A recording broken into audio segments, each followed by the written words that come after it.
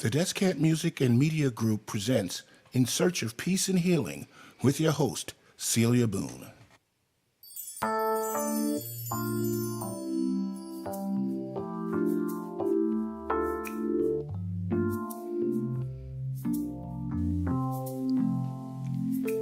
Welcome, friends. I'm delighted that you've joined us today and hope this podcast will be helpful to you. Rather than define what this podcast is, which is really yet to unfold, let's start with what it's not. This is not a meeting, and it's not church, but a dialogue to aid our search, the search for peace and healing. In some of our episodes, my guests and I will discuss ideas and strategies that we've picked up from various places, including 12-step programs from churches and many other sources. Take what you like and leave the rest.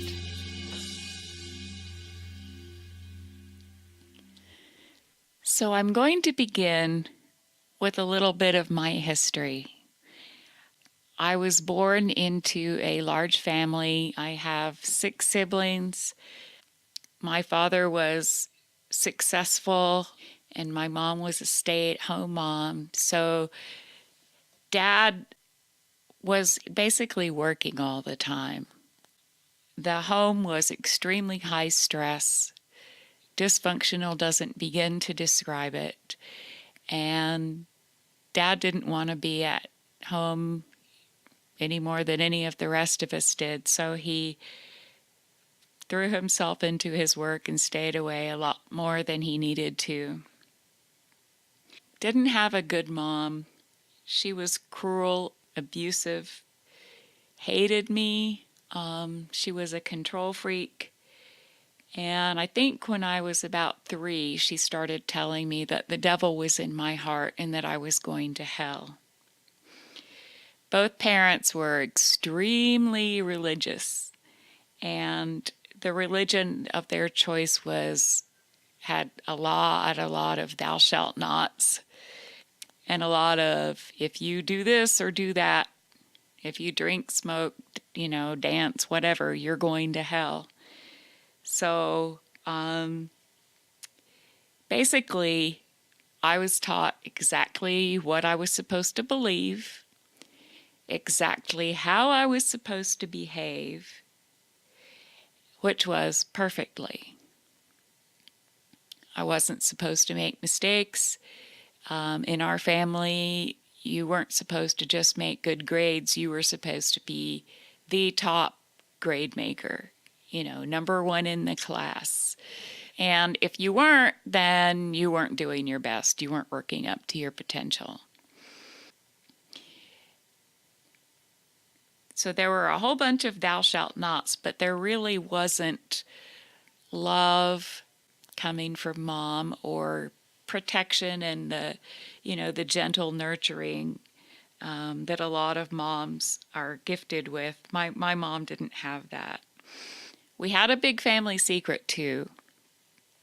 My dad's position in the community was pretty prestigious, and so our family was kind of known in the community. So we had this family image that we were supposed to uphold. Back to the family secret. My mom had mental illness. She wouldn't go for treatment. She used to say that the Lord was her psychiatrist, so she never sought help, but she belittled people who went for counseling or treatment or therapy or anything like that.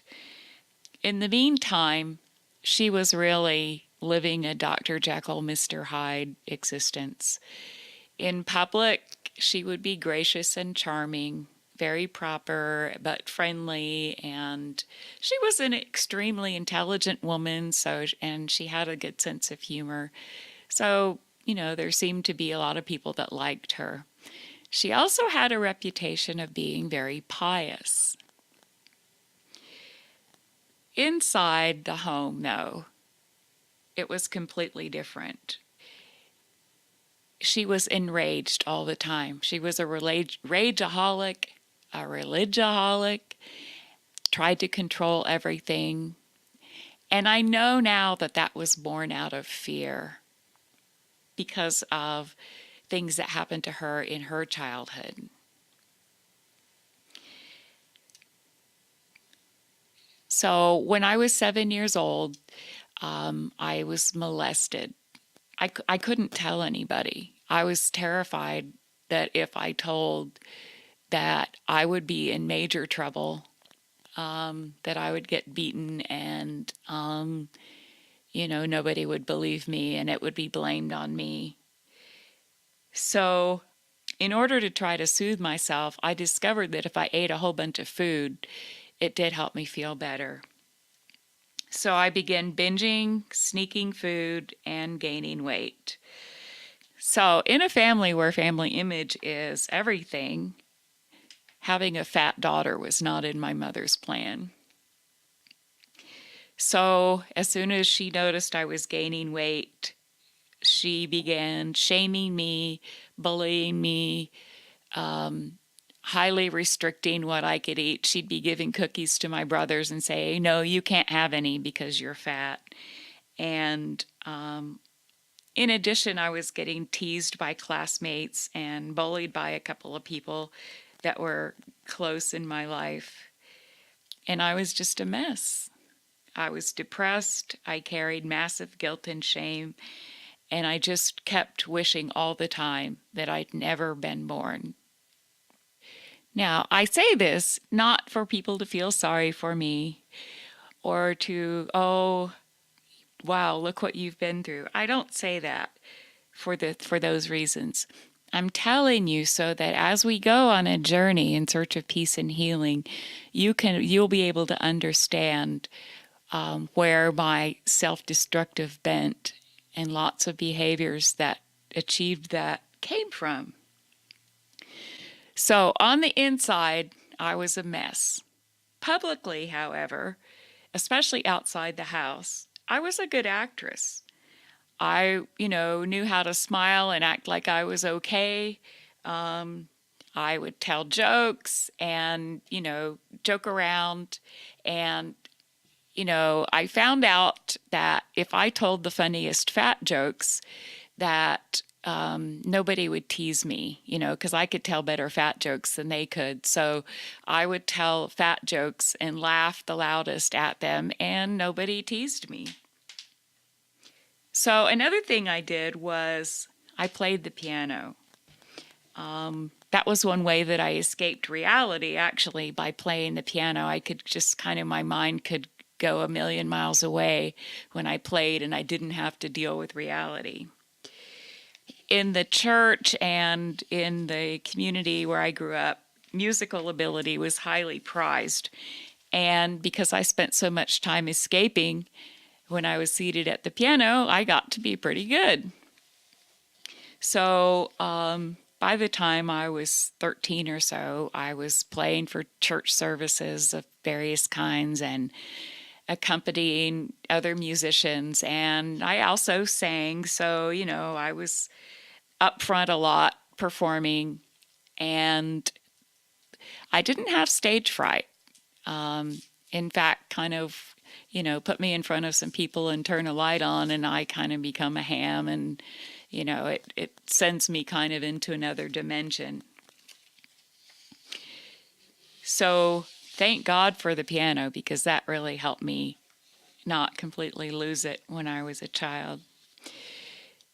So fast forward, the food and eating, I hated being fat and hated myself for being fat, but I continued to overeat. I would pay a little friend at school to bring me candy because I wasn't allowed sweets at home. And I ate at my mother a lot, ate at her. I went through high school. I did not make good grades. I had, just above a B average. But in my family, that wasn't okay. And basically, I made enough A's in English and music and art to counteract the C's that I made in science and math and other courses. Now, I knew how I was supposed to behave. I knew what I was supposed to believe, but I didn't. Some of those things just never rang true to me. but I never had any sense of belonging. And it took me probably till I was around 50 before I really developed much of a sense of belonging at all. So, when I was 44 years old, I had a moment of clarity. I realized that had I set out from childhood to completely destroy my life in every conceivable way, I couldn't have done a better job. And what I did was completely unintentional. I didn't mean to ruin my life, ruin my health. I didn't mean to be so depressed that all I could do was cry and do whatever I could to numb my feelings. I weighed over 500 pounds and I gave up on life and got into bed and started begging God to let me die. And I stayed there every day for a couple years, begging God to let me die, being really angry at him when I would wake up and didn't die during the night. It was stop the world, I want off. But I just wouldn't die. And I could not go on. I had so much mental anguish, deep self-loathing. I had so much resentment that I was carrying inside. I was just a big ball of resentment. But I didn't feel secure in any of my relationships enough to be able to voice the anger. I was terrified that if anybody knew what I was really like on the inside, that everyone would reject and abandon me, and that, would make my situation way worse even. So I tried to pretend to be way better than I was, smarter, funnier, have more education, whatever. I just really tried to pretend I had my act together. And I guess on some level that was, I was pretty successful in getting that across to some people. But there were others that looked in my eyes and saw the rage, and that kind of stuff. Anyway, so age 44, I go for help. And I went for help in every place that I could think of. My core addiction was food, so I started seeing a doctor, and I just sought all kinds of help. And basically, I found out that what I needed to do was I needed to change my behavior, because up to that point, I had only done basically what I felt like doing. But it was time for me to grow up and take actions to turn my life around the other way and go in a better direction. So, okay, what I've been telling you is a little intense. So I'm going to take a quick break, get myself a bottle of water, and we'll be right back. You're listening to In Search of Peace and Healing with Celia Boone. We'll return to the show in just a moment. If you are enjoying this podcast and would like to learn more, we invite you to go to our website, descant-mmg.weebly.com. You can also follow us on Facebook and Twitter. Our podcast can be found on the Spreaker network. Go to www.spreaker.com and then do a search for Descant Music and Media Group. Thanks, Celia. Now back to the show.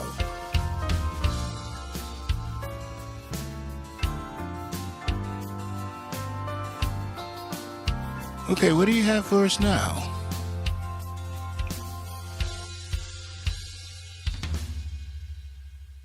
So I want to talk a little about why I started this podcast.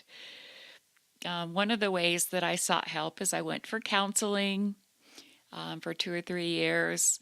And I also started taking mental health education classes, which really helped me a lot. So I started building a support network.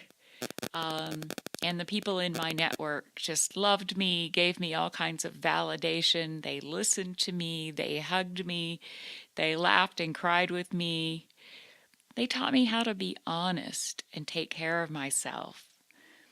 They even helped me find my purpose for living, which is very simple, but I love this. My purpose for living is to be helpful to others. My support network showed me their warts and made it safe for me to show mine to them. They showed me how poisoning it is to oneself when one has to pretend that you're perfect or nearly perfect, how dishonest perfectionism is, and what a relief it is to be able to be perfectly imperfect. I used to be so worried that if friends found out that I had all these flaws or, all these things that I thought were problems that were wrong with me, that they would run and hide. And in fact, I found that when I started showing my warts, people really responded very warmly to me. They started, I was being able to make it safe for other people to be real and honest about their stuff. And so I really found a bond of humanity that I had always wanted but never really knew how to get or had never felt before.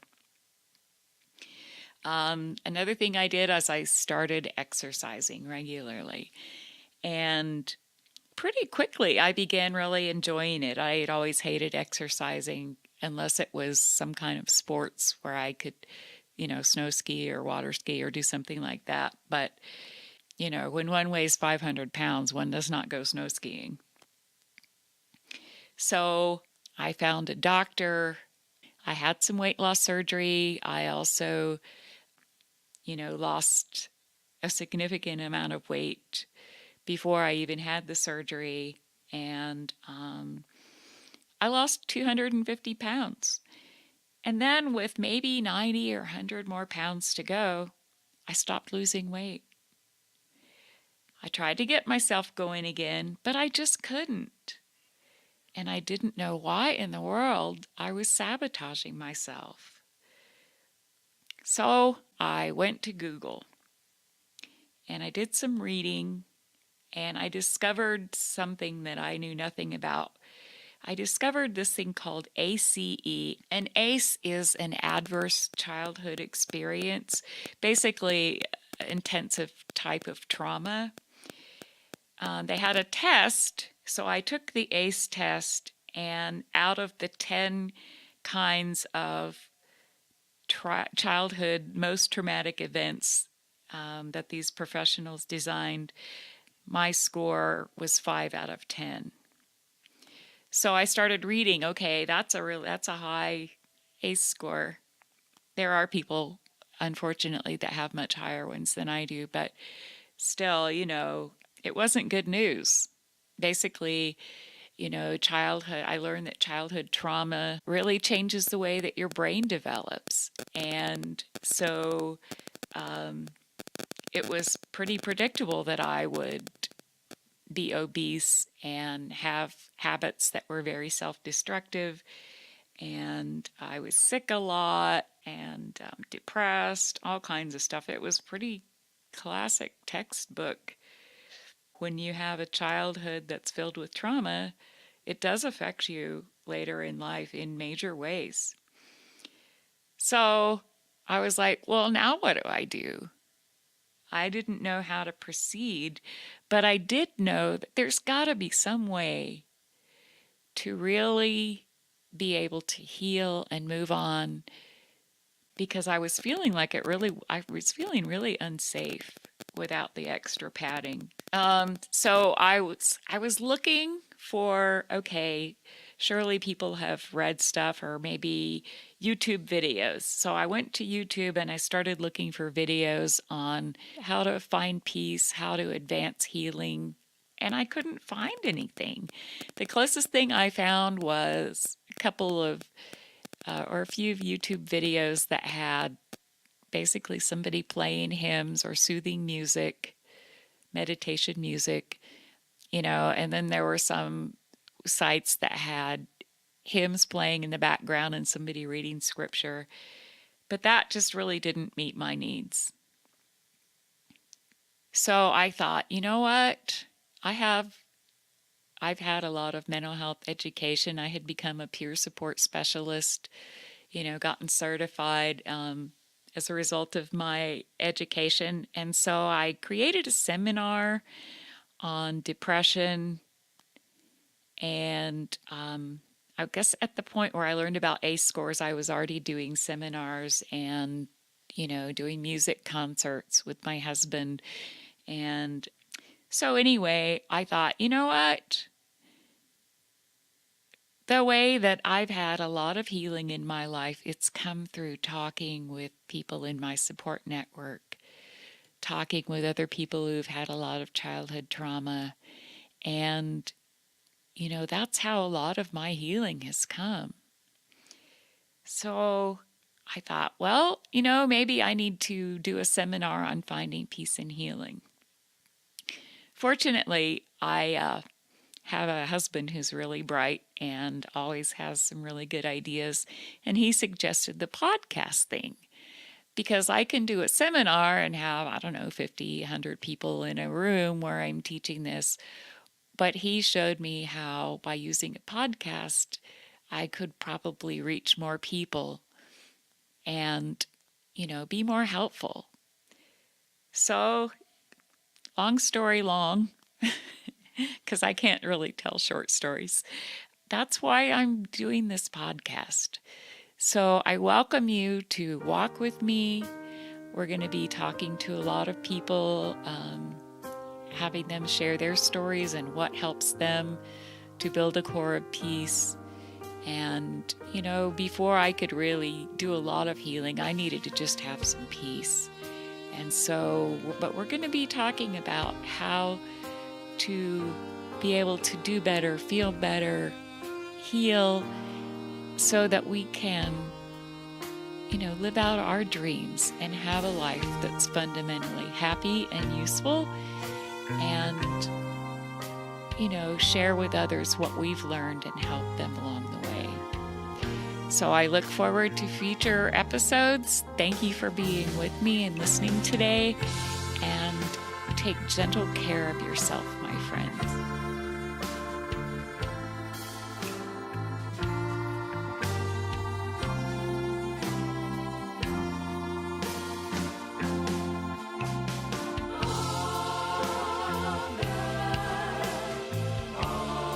And now, may each of you be blessed with more peace of mind and joy of heart than you could even imagine.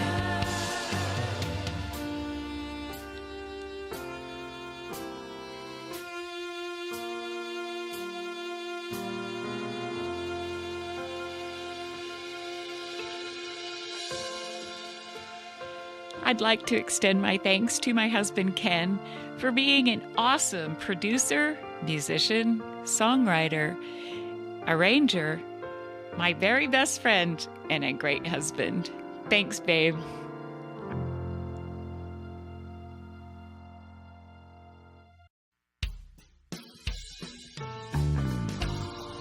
You've been listening to In Search of Peace and Healing with Celia Boone, a production of the Descant Music and Media Group, providers of music and media production as well as business services for small businesses and nonprofit organizations. Follow us on Facebook and Twitter or visit our website at descant-mmg.weebly.com. Our podcast can be found on the Spreaker network. Go to www.spreaker.com and then do a search for Descant Music and Media Group.